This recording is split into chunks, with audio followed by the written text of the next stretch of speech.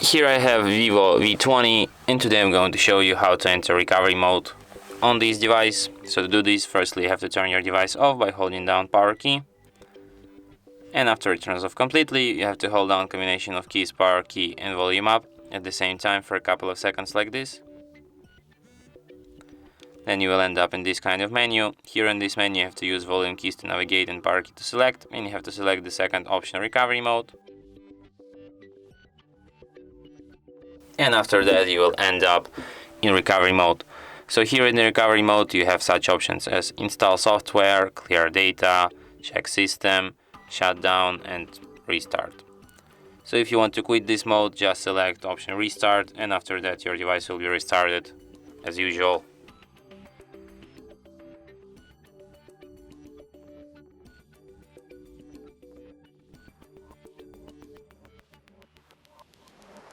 And that's it. Thanks for watching.